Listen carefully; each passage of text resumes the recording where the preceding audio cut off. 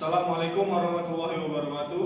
Kami dari kelompok 9 yang beranggotakan saya Gada Ditya Putra, saya Nadia Berusmiri, saya Trisakti Panggabean, Saya Dina Mahfuza Silalahi. Saya Muhammad Kurniawan.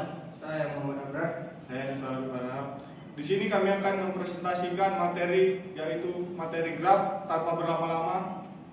Langsung saja ke materi pertama yang akan saya bawakan sebagai moderator. Graf masalah jembatan Königsberg pada tahun 1736.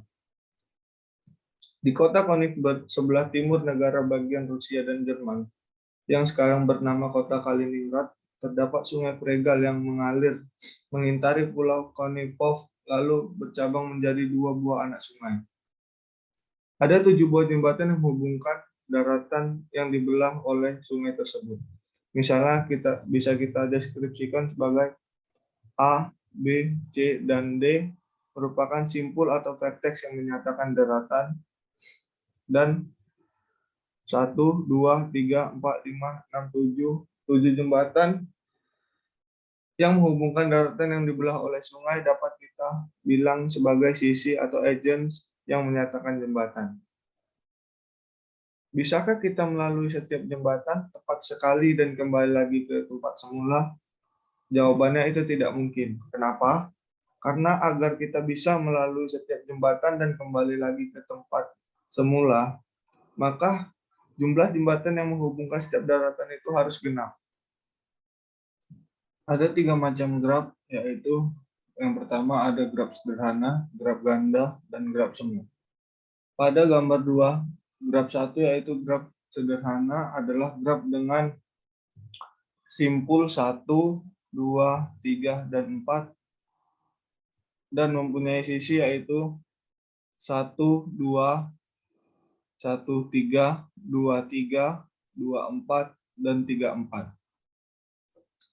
Pada graf yang kedua ada graf ganda, atau bisa dibilang G2 adalah graf dengan simpul 1, 2, 3, dan 4, dan mempunyai sisi 1, 2, 2, 3, 1, 3, 1, 3, 2, 4, 3, 4, dan 3, 4. Atau bisa dibilang E1, E2, E3, E4, E5, dan E6, dan E7. Dan yang ketiga itu ada graf semu, atau G3 adalah graf dengan simpul 1, 2, 3, dan 4, atau mempunyai sisi 1, 2, 2, 3, 1, 3, 1, 3, 2, 4, 3, 4, 3, 4, dan 3, 3, atau bisa disebut E1, E2, E3, E4, E5, E6, E7, dan E8. Graf ganda, sisi E3 sama dengan simpul 1, 3, dan sisi E4 sama dengan simpul 1 dan 3. Ini dinamakan sisi ganda karena kedua sisi ini menghubungi 2 buah simpul yang sama, yaitu simpul 1 dan 3. Pada graf semu, sisi E8 sama dengan simpul 3 dan 3. Kenapa dinamakan gelang atau kalang? Karena ia berawal dan berakhir pada simpul yang sama. Baiklah, materi berikutnya ada jenis-jenis graf yang akan disampaikan oleh rekan saya.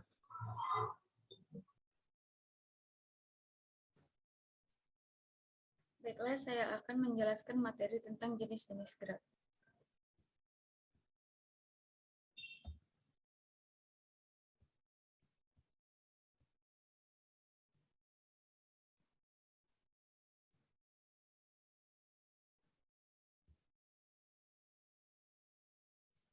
Jenis-jenis graf. Berdasarkan ada tidaknya gelang atau sisi pada suatu graf, maka graf digolongkan menjadi 2 jenis. Yang pertama, graf sederhana, yaitu graf yang tidak mengandung gelang maupun sisi ganda, dinamakan graf sederhana. G1 pada gambar 2 adalah contoh graf sederhana. Yang kedua, graf tak sederhana, yaitu graf yang mengandung sisi ganda atau gelang dinamakan graf tak sederhana. G2 dan G3 pada gambar 2 adalah contoh graf tak sederhana. Baiklah, selanjutnya yaitu berdasarkan orientasi arah pada sisi, maka secara umum graf dibedakan atas dua jenis. Yang pertama, graf tak berarah. Graf yang sisinya tidak mempunyai orientasi arah disebut graf tak berarah. 3 buah graf pada gambar 2 adalah graf tak berarah. Yang kedua, graf berarah, yaitu graf yang setiap sisinya diberikan orientasi arah disebut sebagai graf berarah. 2 buah graf pada gambar 3 adalah graf berarah. Nah, dari gambar ini, yang A merupakan graf berarah. Ini. Dan gambar yang B, yaitu graf ganda berarah. Yang ini ganda, yang ini graf berarah. Selanjutnya, jenis-jenis graf. Jenis graf sederhana, sisinya tak berarah, sisi ganda dibolehkan, tidak. Sisi gelang dibolehkan, tidak. Graf ganda, sisi tidak berarah, sisi ganda dibolehkan, iya. Sisi gelang dibolehkan, tidak. Graf semu, sisinya tak berarah, sisi ganda dibolehkan, iya. Sisi gelang dibolehkan, iya. Graf berarah, sisinya berarah, sisi ganda dibolehkan, tidak. Sisi gelang dibolehkan, iya. Graf ganda berarah, sisinya berarah, sisi ganda dibolehkan, iya. Sisi gelang dibolehkan, iya.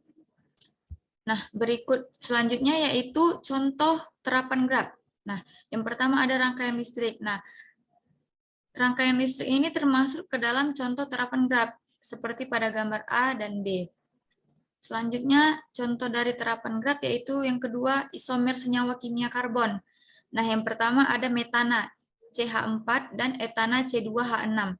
Dan yang ketiga, propana, C3H8. Contoh terapan graf yang ketiga, yaitu transaksi konkuren pada baris data terpusat. Nah, contoh terapan graf yang keempat, yaitu pengujian program. Nah, seperti yang ada pada gambar yang sudah saya lampirkan. Yang kelima, contoh terapan graf, yaitu terapan graf pada teori otomata, mesin jajah. Nah, seperti yang ada pada gambar yang sudah dilampirkan. Nah, demikian dari jenis-jenis graf yang saya sampaikan, lebih dan kurangnya saya mohon maaf, saya kembalikan kepada moderator. Selanjutnya, contoh terapan graf. Yang pertama ada rangkaian listrik. Bisa dilihat pada gambar A adalah rangkaian listrik, dan B adalah rangkaian listrik dalam bentuk graf. Terdapat 6 vertex dan 8 edge pada gambar B. A, B, C, D, E, dan F termasuk ke dalam vertex, yaitu simpul, dan edge adalah sisi. Yang kedua adalah isomer senyawa kimia karbon, metana CH4.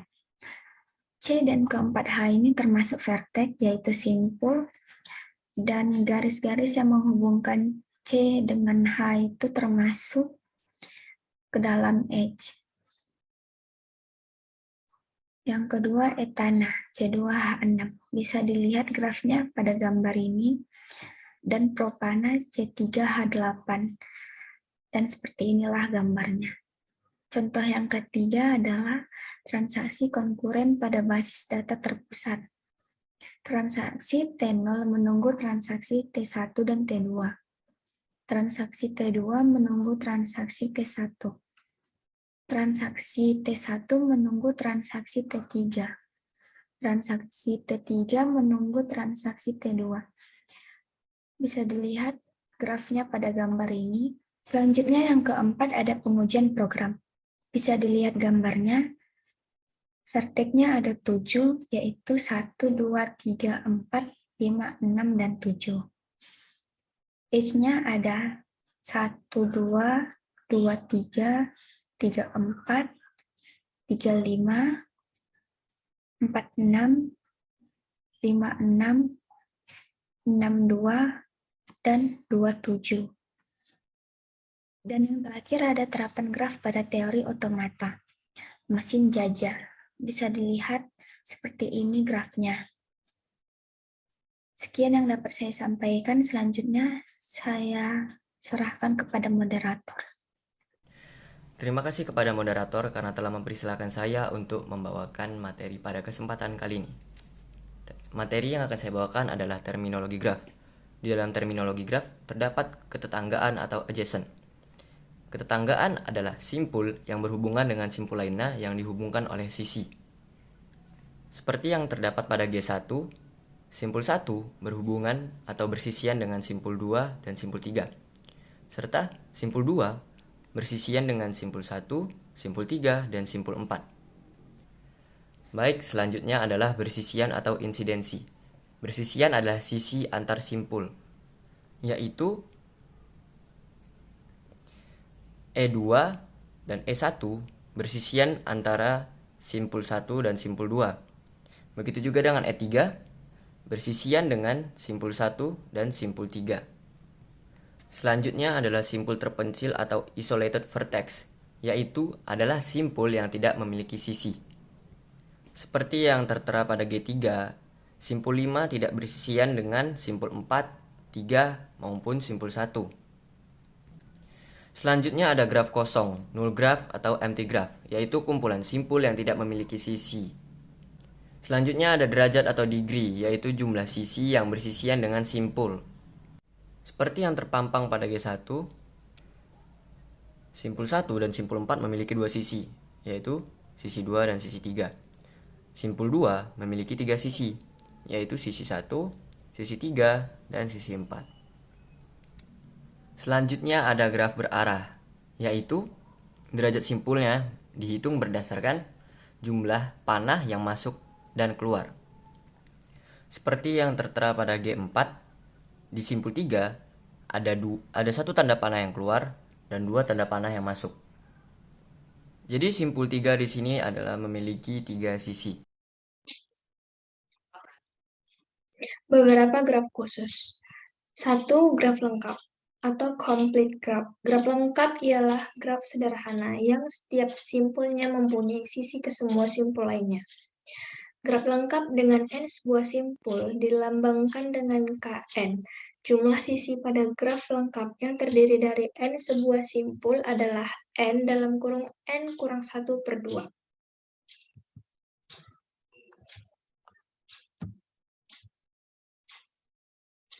Yang kedua, graf lingkaran. Graf lingkaran adalah graf sederhana yang setiap simpulnya berderajat 2. Graf lingkaran dengan n simpul dilambangkan dengan Cn. Yang ketiga, graf teratur atau regular graphs. Graf yang setiap simpulnya mempunyai derajat yang sama disebut graf teratur. Apabila derajat setiap simpul adalah R, maka graf tersebut disebut sebagai graf teratur derajat R. Jumlah sisi pada graf teratur adalah NR/2. Yang terakhir yaitu graf biparti atau biparti graf. Graf G yang himpun simpulnya dapat dipisah menjadi 2 himpunan, bagian V1 dan V2. Sedemikian hingga setiap sisi pada G menghubungkan sebuah simpul di V1 ke sebuah simpul di V2. Disebut graf biparti dan dinyatakan sebagai G dalam kurung V1 dan V2. Graf di bawah ini adalah graf biparti karena simpul-simpulnya dapat dibagi menjadi V1 sama dengan ABD dan V2 sama dengan CEG.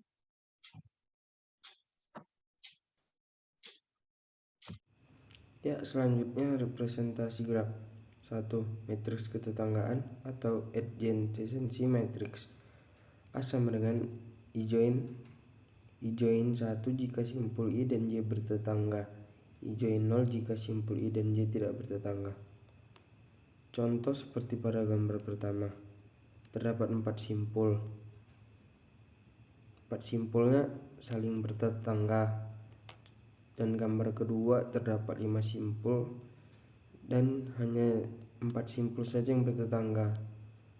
Karena simpul kelima tidak ada garisnya, maka tidak dinamakan simpul matriks ketetanggaan. Dan gambar ketiga terdapat 4 4 simpul. Tapi gambar ini dinyatakan simpul bertetangga. Dan contoh matriks A. Baris 1 kolom 1 sama dengan 0, baris 2 kolom 1 sama dengan 1, baris 3 kolom 1 sama dengan 1, dan baris 4 kolom 2 sama dengan 1, dan seterusnya. Sama juga seperti B dan C. Baik, materi selanjutnya, derajat tiap simpul I A untuk graf tak berarah D VI sama dengan sigma N J sama dengan 1 I join. B untuk graf berarah D in VJ sama dengan jumlah nilai pada kolom J sama dengan sigma N J sama dengan 1 I join. D out VJ sama dengan jumlah nilai pada baris I sama dengan sigma N J sama dengan 1 I join. Slide selanjutnya, materi tentang matriks kolom baris A kolom A sama dengan tak terhingga baris B kolom A sama dengan 12, baris C kolom A sama dengan tak terhingga, baris D kolom A sama dengan tak terhingga, baris E sama dengan 10 sedang tak terhingga, dan seterusnya. 2. Matriks persisian atau insidensi matriks. A sama dengan I join 1 jika simpul I bersisian dengan sisi J. I join 0 jika simpul I tidak bersisian dengan sisi J. Nah, inilah contoh simpulnya dan matriksnya. 3. Senarek ketetanggaan atau agency list. Nah, seperti yang ada di gambar sebelumnya. Nah, inilah penjelasan yang lebih lengkapnya. Gambar A, gambar B, C, dan tabel-tabel yang di dalamnya. Inilah penjelasannya. Baik, terima kasih. Baiklah, di sini saya akan menjelaskan materi tentang graf isomorfik. Graf isomorfik diketahui matriks ketetanggaan atau adsensi matriks dari sebuah graf tidak berarah. Contohnya, gambarkan dua buah graf yang bersesuaian dengan matriks tersebut yang dapat dilihat di gambar di bawah ini. Jawabannya dua buah graf yang sama atau hanya penggambaran secara geometris berbeda. Itu disebut isomorfik. Graf isomorfik atau dua buah graf yang sama tetapi secara geometri berbeda disebut graf yang saling isomorfik. Dua buah graf 1 dan graf 2 dikatakan isomorfik jika terdapat korespondensi satu-satu antara simpul keduanya dan antara sisi-sisi keduanya sedemikian sehingga hubungan kebersisian tetap terjaga. Dengan kata lain, misalkan sisi E bersisian dengan simpul U dan V di graf 1, maka sisi E yang berkoresponden di graf 2 harus bersisian dengan simpul U dan V yang di graf 2. Dua buah graf yang isomorfik adalah graf yang sama, kecuali penamaan simpul dan sisinya saja yang berbeda. Ini benar karena sebuah graf dapat digambarkan dalam banyak cara. Contohnya dapat dilihat di gambar 6,35. Itu graf 1 isomorfik dengan graf 2, tetapi graf 1 tidak isomorfik dengan graf 3. Contoh lagi di gambar 6,36, yang mana graf A dan graf B itu ialah isomorfik. Dan contoh lagi di gambar 6,38. Yang gambar A itu dua buah graf isomorfik dan gambar B 3 buah graf isomorfik. Dari definisi graf isomorfik dapat dikemukakan bahwa dua buah graf isomorfik memenuhi ketiga syarat berikut. 1. Mempunyai jumlah simpul yang sama. 2. Mempunyai jumlah sisi yang sama. 3. Mempunyai jumlah simpul yang sama berderajat tertentu. Namun, ketiga syarat ini ternyata belum cukup menjamin pemeriksaan secara visual yang perlu dilakukan. Mungkin ini aja yang bisa saya sampaikan. Kurang lebihnya saya mohon maaf. Oke, dan saya kembalikan kepada moderator. Terima kasih. Sepertinya itu saja materi yang dapat kami sampaikan. Lebih kurangnya kami mohon maaf. Wassalamualaikum warahmatullahi wabarakatuh.